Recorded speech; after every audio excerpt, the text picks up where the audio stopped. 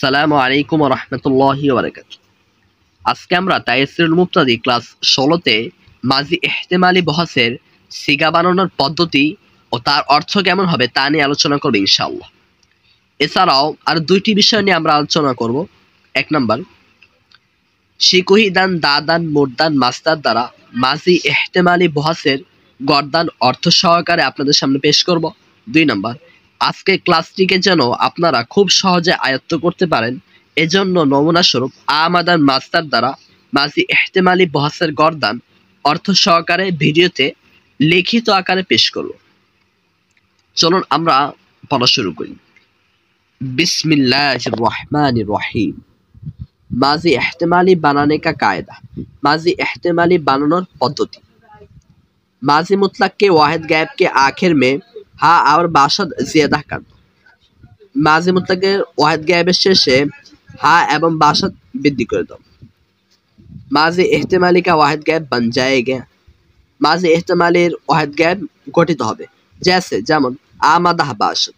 और बाकी तमाम सिगु के बनाने के लिए लफ्ज़ बाशद और बाकी समस्त सिगा बनानोर जन्नो बाशद शब्दटी जो वाहिद गैब के आखिर में है, जेटा वाहिद गैबेर शेषे रयेछे के आखिर से दाल दूर करके वही আমল करो,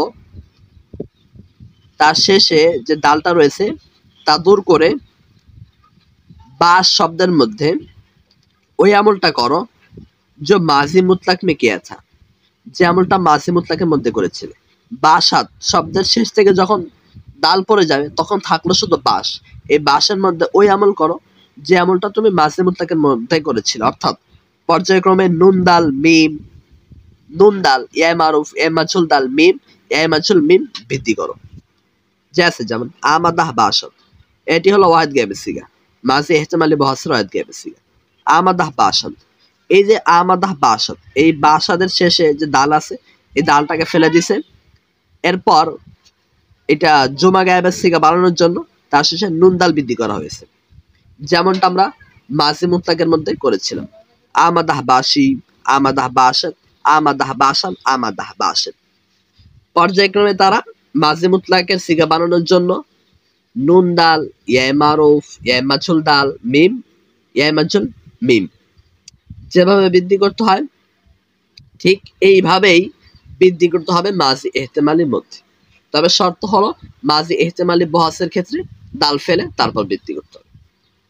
চলুন এখন আমরা শিকুহিদান দাদান মুরদান মাস্টার দ্বারা মাজি ইহতিমালি বহসের গর্দান আপনাদেরকে শুনাই। শিকুহিদাহ বাসাদ, শিকুহিদাহ বাসান, শিকুহিদাহ বাসি, শিকুহিদাহ বাশেদ, শিকুহিদাহ বাসান, শিকুহিদাহ বাসেম। অর্থ হলো হয়তো সে একজন পুরুষ বা মহিলা আত্মগৌরব করেছে। শিকুহিদাহ বাসান, হয়তো তারা সকল পুরুষ বা মহিলা আত্মগৌরব করেছে। শিকুহিদাহ বাসি, হয়তো তুমি একজন পুরুষ বা মহিলা আত্মগৌরব করেছ। শিকুহিদাহ বাশেদ, হয়তো তোমরা সকল পুরুষ বা মহিলা আত্মগৌরব করেছ। শিকুহিদাহ বাসাম, হয়তো আমি একজন পুরুষ বা মহিলা আত্মগৌরব করেছি।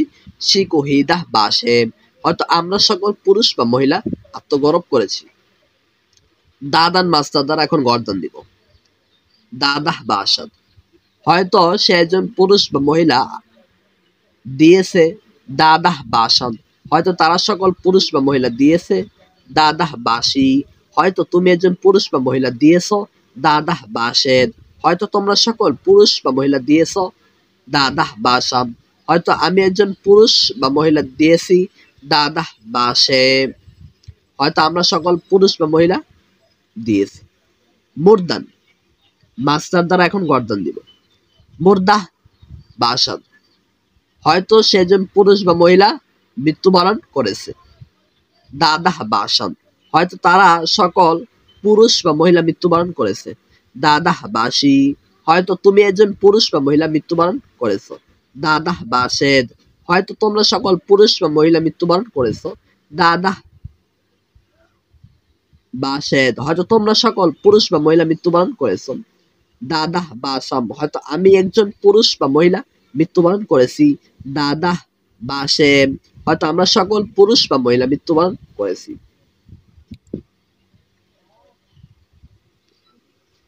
মাজি করিব এবং মাজি ইহতিমালের এই দুই বহাসের অর্থ একই, শুধু পার্থক্য হলো এতটুকু যে মাজি ইহতিমালি বহাসের যখন আমরা অর্থ উঠাবো তখন শুরুতে শুধু একটি হয়তো লাগাবো, আর মাজি করিবের মধ্যে আমরা হয়তো লাগাবো না।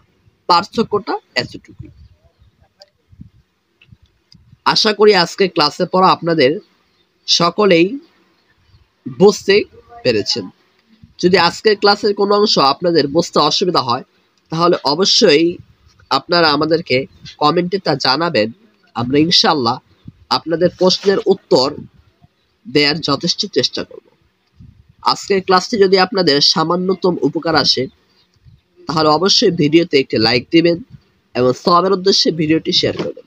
আপনারা যদি আমাদের চ্যানেলে নতুন হয়ে থাকেন তাহলে অবশ্যই চ্যানেলটি সাবস্ক্রাইব করে আমাদের পাশে থাকবেন। আসসালামু আলাইকুম ওয়া রাহমাতুল্লাহি ওয়া বারাকাতুহু।